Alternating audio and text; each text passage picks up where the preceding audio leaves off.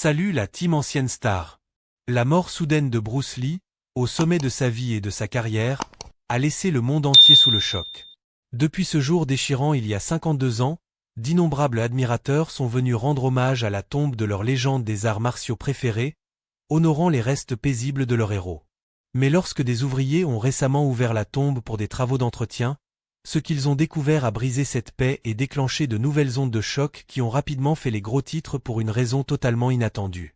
Le parcours de Bruce Lee pour devenir une icône mondiale a commencé dans le quartier chinois de San Francisco, où il est né alors que la troupe d'opéra chinois de son père était en tournée. Nommé Lee Jun-fan, signifiant « revenir encore », il a incarné ce nom tout au long de sa vie, repoussant sans cesse les limites et redéfinissant les possibles. Ses premières années à Hong Kong ont profondément façonné son caractère, notamment grâce à son apprentissage sous la tutelle du légendaire maître de Wing Chun, Ip Man. Les rues de Hong Kong lui ont enseigné ses premières leçons de survie et de détermination. Bien qu'issu d'un milieu privilégié en tant que fils d'une célèbre star de l'opéra, il se retrouvait souvent dans des combats de rue, ce qui l'a conduit à chercher un entraînement formel en arts martiaux auprès d'Ip Man. Bruce n'a pas seulement appris des techniques de combat, mais aussi une philosophie qui influencerait plus tard ses propres innovations martiales. À 18 ans, de retour en Amérique, Bruce a transformé l'enseignement des arts martiaux en brisant les barrières traditionnelles. À une époque où les écoles d'arts martiaux n'acceptaient généralement que des étudiants chinois, Bruce a ouvert ses portes à quiconque souhaitait apprendre. Sa première école dans le quartier chinois de Seattle a attiré un groupe diversifié d'élèves, dont Jesse Glover, son premier étudiant en Amérique, et Linda Emery, qui deviendrait plus tard sa femme. Le chemin d'instructeur d'arts martiaux à star de télévision a commencé lorsqu'il a attiré l'attention de producteurs hollywoodiens lors d'un tournoi de karaté à Long Beach. Son rôle de Kato dans The Green ornait l'a présenter au public américain, mais c'est sa détermination à créer des films d'arts martiaux authentiques qui a véritablement captivé l'imagination du monde entier. Malgré le racisme et le scepticisme à Hollywood, Bruce a persévéré, retournant à Hong Kong pour réaliser des films qui prouveraient son pouvoir de star. Des films comme The Big Boss et Fist of Fury ont battu des records au box-office à travers l'Asie. Sa philosophie du « ne pas avoir de voix comme voix » et du « ne pas avoir de limitation comme limitation » a résonné auprès des publics du monde entier. Cependant, sa mort soudaine à Hong Kong a laissé de nombreuses questions sans réponse. La mort de Bruce Lee, le 20 juillet 1973, fut aussi soudaine que mystérieuse, envoyant des ondes de choc à travers le monde. À seulement 32 ans, il était au sommet de sa carrière, ayant brisé les barrières culturelles dans les arts martiaux et révolutionné l'industrie cinématographique. Son décès soudain a laissé d'innombrables fans, amis et membres de sa famille dévastés, cherchant des réponses. Bruce s'était effondré plus tôt ce jour-là au domicile de l'actrice Betty Ting Pei, avec qui il discutait d'un scénario. Transporté à l'hôpital, il fut déclaré mort à son arrivée. La cause officielle du décès fut enregistrée comme un édème cérébral, une accumulation excessive de liquide dans le cerveau, bien que des rumeurs et des théories du complot sur un acte criminel ou une réaction allergique à des analgésiques persistent. La mort de Bruce à un si jeune âge, alors que sa carrière mondiale décollait, semblait presque tragique dans son timing. Il était devenu plus qu'un acteur, une icône mondiale, un symbole de la rupture des barrières raciales et culturelles. Sa disparition soudaine a laissé un vide dans le monde des arts martiaux et du divertissement, et son potentiel inexploité n'a fait qu'ajouter à la douleur entourant son décès. Au milieu du chagrin, Linda Lee, sa femme, a dû faire face au défi émotionnel de choisir où Bruce reposerait. Bien que Hong Kong, où Bruce avait connu ses plus grands succès, semblait un lieu approprié, Linda a choisi de l'inhumer à Seattle, où ils avaient construit leur vie ensemble. Cette décision a suscité quelques controverses à l'époque, mais elle était profondément personnelle. Seattle avait une signification particulière pour la famille Lee. C'est là que Bruce avait fondé son école d'arts martiaux et trouvé son véritable objectif en tant qu'enseignant et philosophe. La tombe où Bruce fut enterré est devenue un symbole, non seulement de sa mort tragique et précoce, mais aussi de son impact durable sur les arts martiaux et le cinéma. Des fans du monde entier continuent de faire des pèlerinages sur le site, laissant des fleurs et des hommages personnels à l'homme qui leur a appris à être comme l'eau et à vivre sans limite. En mort comme en vie, Bruce Lee reste une figure dont l'influence transcende les frontières, inspirant des millions de personnes à poursuivre la grandeur sans compromis. Sa tombe au cimetière de Lakeview sert de rappel de son héritage, Une marque éternelle laissée par un homme qui a défié les attentes, dans la vie comme dans la mort. Bien que Bruce Lee soit principalement reconnu comme artiste martial et acteur, son impact sur le progrès social dans les années 1960 et début 1970 reste un aspect moins connu de son héritage. Dans une ère marquée par les tensions raciales et les bouleversements sociaux, Lee a défié discrètement mais fermement le statu quo à travers ses actions et sa philosophie. Ces écoles d'arts martiaux furent parmi les premières à accueillir ouvertement des élèves de toutes origines raciales, une rupture radicale avec l'exclusivité traditionnelle de l'enseignement des arts martiaux à l'époque. Son intégration de différents styles de combat et son rejet des limites traditionnelles rigides ne concernaient pas seulement les arts martiaux. Il reflétait sa vision plus large de briser les barrières culturelles. À Hollywood, il s'opposait constamment aux rôles stéréotypés asiatiques et plaidait pour une représentation plus authentique.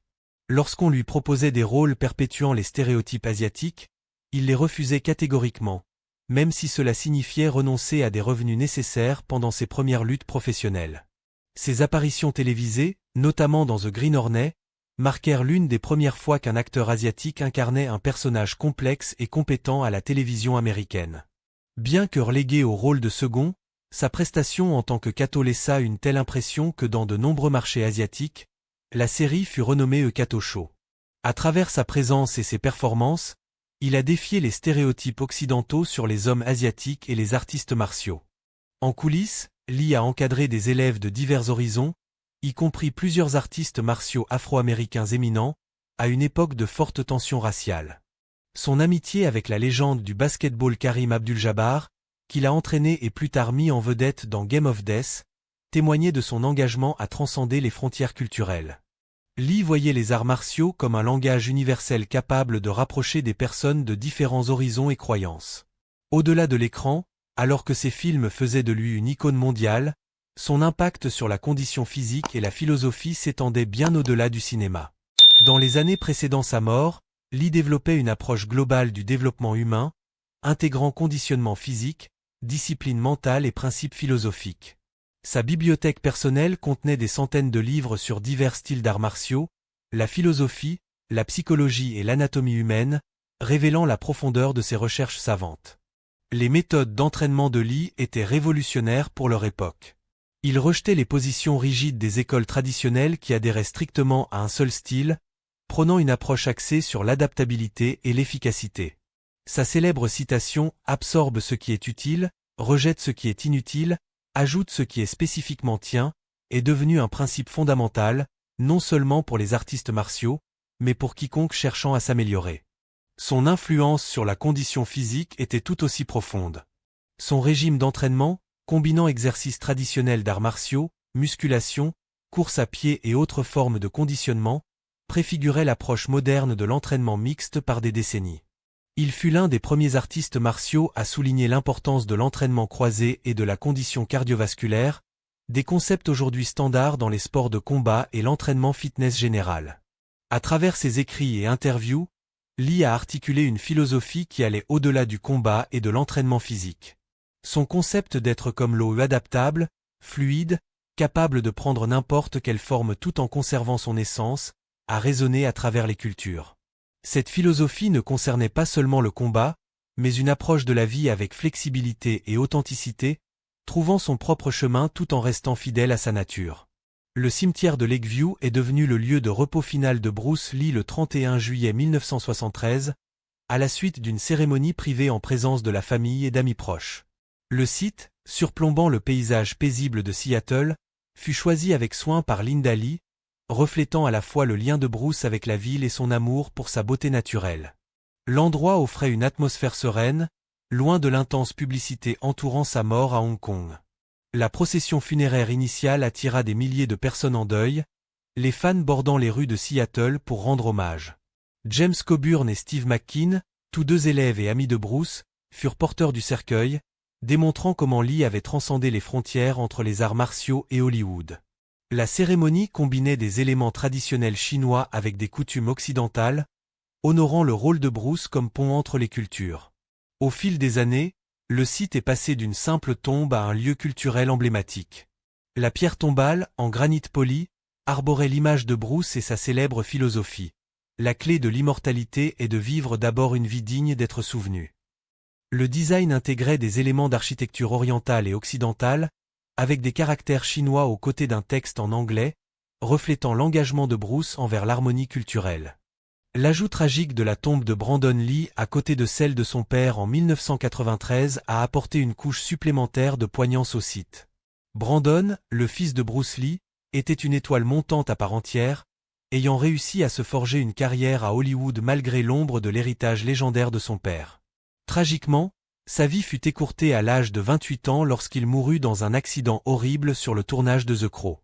Il fut mortellement touché par une arme à feu de tournage mal chargée, causant une blessure fatale pendant la production du film. Sa mort, comme celle de son père, fut soudaine et choquante, plongeant le monde à nouveau dans le deuil.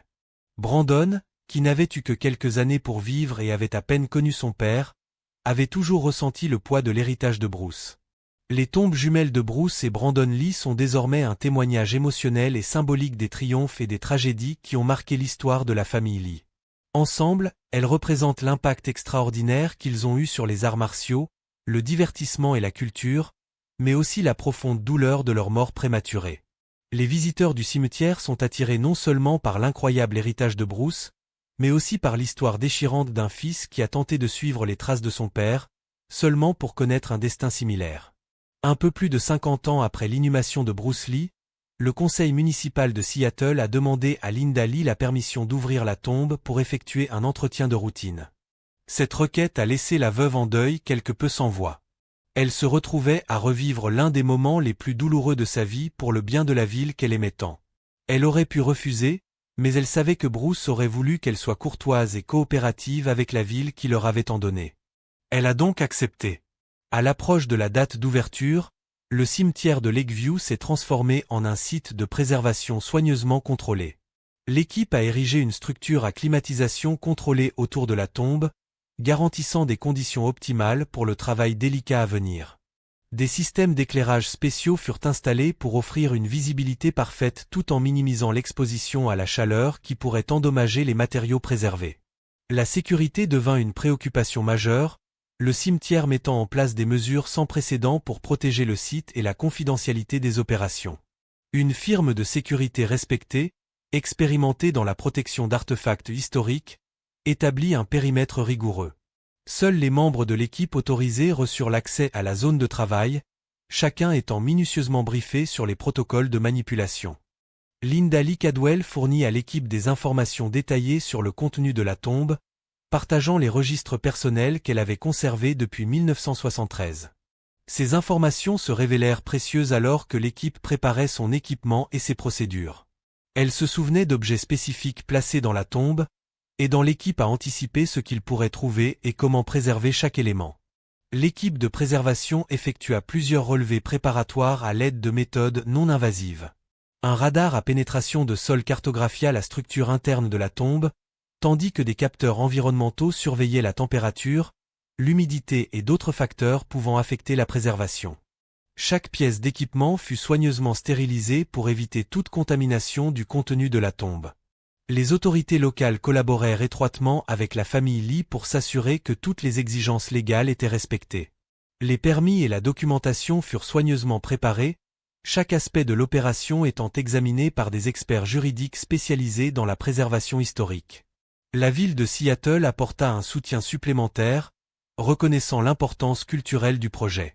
Des experts culturels chinois conseillèrent sur les pratiques traditionnelles à respecter lors de l'ouverture. Des cérémonies traditionnelles furent planifiées pour honorer l'héritage de Bruce et montrer du respect pour son lieu de repos final, réalisées avant tout travail physique pour maintenir une sensibilité culturelle tout au long du processus. Shannon Lee, la fille de Bruce Lee, passa un temps considérable à revoir le plan d'action détaillé avec l'équipe. Chaque étape fut soigneusement chorégraphiée, de l'ouverture initiale à la documentation finale. L'équipe effectua plusieurs répétitions complètes de leur procédure, s'assurant que chacun comprenait ses rôles et responsabilités pour ce moment historique. L'inspection de maintenance de la tombe de Bruce Lee au cimetière de Lakeview à Seattle commença à l'aube, marquant les 52 ans depuis son inhumation initiale. Shannon Lee organisa la présence de moines bouddhistes pour réaliser une cérémonie traditionnelle honorant le site avant le début des travaux techniques, garantissant un respect approprié pour son importance culturelle. L'équipe d'inspection commença par retirer soigneusement le seau extérieur de la tombe, un processus qui prit plusieurs heures. Au cours de cette phase, l'équipe nota que la construction de la tombe de 1973 avait été bien entretenue, les matériaux montrant des signes minimes de détérioration malgré le passage du temps. L'équipe progressa méthodiquement à travers les différentes couches de seaux protecteurs, chacun témoignant de la prévoyance de ceux qui avaient conçu le lieu de repos final de Bruce. En travaillant à travers chaque barrière protectrice, les experts en préservation découvrirent que les concepteurs originaux avaient intégré plusieurs systèmes redondants. Si une couche montrait des signes de faiblesse, d'autres compensaient, créant un environnement de préservation remarquablement efficace. Linda Lee Cadwell se tenait à proximité, sa présence ajoutant une profondeur émotionnelle profonde à la procédure technique. Sa voix, stable mais empreinte de souvenirs, partageait des récits détaillés des décisions soigneuses prises lors de ces jours difficiles de 1973. Nous voulions honorer à la fois l'héritage chinois de Bruce et sa vie en Amérique, expliqua-t-elle, décrivant comment ils avaient intégré des pratiques funéraires traditionnelles tout en adoptant des techniques modernes de préservation. Elle souligna des éléments spécifiques ayant une signification particulière. La disposition de certains objets, l'utilisation de matériaux particuliers, chaque choix reflétant une réflexion profonde et une intention. Le temps semblait ralentir à mesure qu'ils approchaient des étapes finales de l'inspection. Les mouvements de l'équipe devinrent encore plus délibérés, chaque étape revue plusieurs fois pour s'assurer que rien ne soit négligé. Ils portèrent une attention particulière aux zones où différents matériaux se rejoignaient, connus pour être des points faibles potentiels dans tout système de préservation. Leurs instruments bourdonnaient doucement dans le silence respectueux, recueillant les dernières mesures pour compléter leur évaluation complète. L'ouverture de la tombe de Bruce Lee révéla une scène de préservation remarquable, intacte depuis ce jour sombre de 1973. En entrant soigneusement dans la chambre, l'équipe fut frappée par l'état presque pristine de tout ce qu'elle contenait. L'air était immobile, lourd de révérence, et une légère odeur de bois de santal persistait, vestige de l'encens brûlé lors de la cérémonie funéraire. Contrairement à de nombreuses autres tombes de l'époque montrant des signes de détérioration, le lieu de repos de Bruce restait extraordinairement bien préservé. Les matériaux funéraires traditionnels et les méthodes utilisées s'étaient révélés remarquablement efficaces. Les éléments en bois montraient un vieillissement minimal, et les tissus de soie conservaient une grande partie de leur éclat d'origine. Même les objets en papier délicat et les photographies placées à l'intérieur avaient été protégés des ravages habituels du temps. Ce qui était le plus frappant, c'était que tout était exactement à sa place, comme lors des funérailles, chaque hommage, chaque objet commémoratif conservant sa position initiale, racontant l'histoire de ce jour comme si c'était hier. L'attention méticuleuse portée aux pratiques funéraires traditionnelles par sa famille et ses amis avait créé un sanctuaire semblant exister hors du temps. Parmi les découvertes les plus poignantes figuraient les effets personnels de Bruce, chacun soigneusement préservé et racontant une partie de son histoire remarquable. Ces nunchakus emblématiques, utilisés dans de nombreux films, y compris Ante e Dragon, avaient été spécialement traités et enfermés pour éviter la détérioration. L'équipe de préservation nota que les poignées en bois conservaient toujours leur finition d'origine, protégées du temps par une préparation minutieuse avant l'inhumation. Linda Lee Cadwell expliqua la signification de chaque objet au fur et à mesure de leur documentation. Ce n'étaient pas juste des accessoires ou des outils d'entraînement, partagea-t-elle, la voix stable mais empreinte d'émotion. Chaque pièce représentait un chapitre différent du parcours de Bruce. L'équipe découvrit son premier manuel d'entraînement de Wing Chun, datant de ses études avec Ip Man, ses pages contenant des notes manuscrites en chinois et en anglais, reflétant son rôle de pont entre les traditions martiales orientales et occidentales.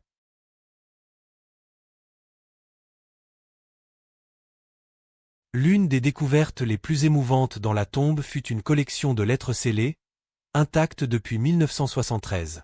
Ce n'était pas de simples correspondances. C'étaient des messages finaux et des hommages de ceux qui étaient les plus proches de Bruce, chacun soigneusement préservé dans des enveloppes spécialement traitées pour les protéger du temps. L'équipe de préservation aborda ces documents délicats avec un soin particulier, sachant qu'ils contenaient des sentiments profondément personnels. Les lettres de Linda à Bruce étaient peut-être les plus touchantes. Écrites dans les jours entre sa mort et son inhumation, elles exprimaient non seulement son profond chagrin, mais aussi sa promesse de perpétuer son héritage. Les lire à nouveau après toutes ces années, partagea Linda avec l'équipe, ramène à la fois la douleur de la perte et la force que j'ai trouvée en continuant son travail. Les lettres révélaient des détails intimes sur leur vie ensemble, leurs rêves communs et l'avenir qu'ils avaient planifié avant sa mort prématurée. L'équipe nota comment les lettres passaient d'un chagrin brut dans les premières à une détermination croissante dans celles écrites plus près des funérailles. Les lettres ultérieures parlaient de promesses d'assurer que leurs enfants connaîtraient les enseignements de leur père, de protéger son héritage philosophique contre les mauvaises interprétations et de partager son message d'auto-actualisation à travers les arts martiaux avec les générations futures. Ce n'était pas seulement des notes d'adieu. C'était un plan pour garder la vision de Bruce vivante, imprégnée des principes philosophiques qu'il incarnait. Pourtant, parmi la correspondance soigneusement préservée, une lettre se distinguait des autres. Elle était scellée différemment, avec une cire rouge portant un symbole inconnu ressemblant à des dragons entrelacés. Lorsque l'équipe de préservation ouvrit soigneusement cette enveloppe distinctive, elle découvrit quelque chose qui la choqua. Le dernier message de Bruce, écrit quelques jours avant sa mort, comme s'il avait pressenti ce qui allait arriver. Écrit de sa main précise et caractéristique, le message s'adressait à ceux qui porteront la flamme. Ce qui suivait n'était pas un message d'adieu, mais un puissant appel à l'action qui semblait transcender le temps lui-même. Si vous lisez ces mots, écrivait-il, sachez que le voyage que nous avons commencé ensemble ne s'arrête jamais. Les limites que vous percevez sont des illusions de l'esprit. Soyez comme l'eau, contournez les obstacles, adaptez-vous aux défis et trouvez votre force dans votre absence de forme. Mais surtout, souvenez-vous de ceci. Votre véritable chemin émerge non pas en suivant ma voie, mais en découvrant la vôtre. Videz votre coupe pour qu'elle puisse être remplie de votre propre sagesse. L'ouverture de la tombe de Bruce Lee a fait plus que satisfaire une curiosité historique. Elle a fourni une preuve tangible de la manière dont l'influence d'un seul individu peut transcender les générations. Les découvertes à l'intérieur ont rappelé au monde qu'au-delà des légendes et des mythes se trouvait un homme profondément aimé par sa famille et respecté par des millions. La préservation minutieuse de son lieu de repos témoignait à la fois de l'expertise technique de l'équipe funéraire initiale et du dévouement indéfectible de ceux qui l'ont entretenu au fil des décennies. L'impact durable de sa philosophie s'est révélé le plus profond de tous. Même après 5 décennies, ces mots continuaient de résonner auprès de nouvelles générations qui ne l'avaient jamais vu de son vivant. Sa célèbre citation, « La clé de l'immortalité est de vivre d'abord une vie digne d'être souvenu », semblait résonner à travers le temps avec une poignance particulière en cet instant. Bruce avait en effet vécu une telle vie, brisant les barrières dans les arts martiaux, défiant les stéréotypes raciaux d'Hollywood et créant un cadre philosophique transcendant les frontières culturelles. Les mots de sa fille Shannon capturèrent parfaitement l'instant. Ce que nous avons trouvé n'est pas seulement surprenant pour moi, ça a choqué le monde entier. C'était la preuve qu'une vie vécue avec un but crée des vagues qui perdurent longtemps après notre départ. L'ouverture de la tombe de Bruce Lee après 52 ans n'a pas seulement révélé des artefacts physiques. Elle a dévoilé le pouvoir durable d'une légende dont l'influence continue de façonner les arts martiaux, le cinéma et la pensée philosophique à travers le monde. Que pensez-vous de ces découvertes incroyables? Partagez vos réflexions dans les commentaires ci-dessous. Nous serions ravis d'entendre votre point de vue sur l'impact durable de Bruce Lee et les secrets révélés par sa tombe. À bientôt sur Ancienne Star.